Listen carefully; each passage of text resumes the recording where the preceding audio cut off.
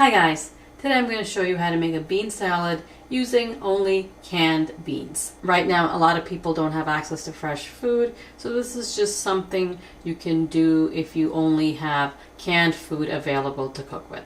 With any kind of canned beans, you can definitely cook it on the stove with some spices, serve it over rice for a hearty, filling meal. I wanted to give you this salad recipe because it tastes more like you're eating fresh food rather than canned food. Usually in my salad recipes I would put fresh red onion chopped, fresh herbs, and of course if you have fresh onion and fresh herbs, definitely add that to the salad. If you don't, use onion powder, garlic powder, dried oregano, dried basil, dried parsley, whatever you have. You can adapt this recipe and use the ingredients you have right now. I've got cannellini beans, cut green beans, and black beans. Whatever canned beans you're using, rinse off and drain well. Before you open any can, make sure to wash the top off. For the dressing, I'm using oil and vinegar. Now you can use olive oil, vegetable oil, canola oil, whatever oil you have on hand. For the vinegar, I'm using apple cider vinegar. You can definitely substitute white vinegar.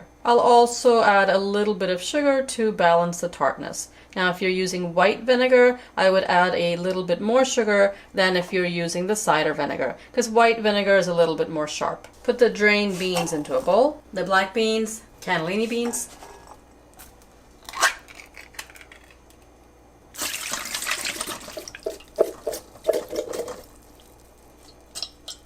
and the green beans. Salt, ground black pepper, sugar, garlic powder.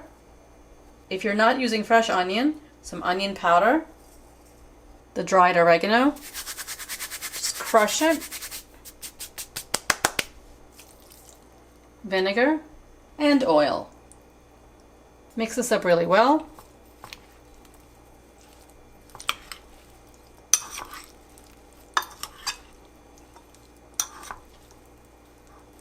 Even though it's canned beans, you can see how pretty it looks with all the different colors.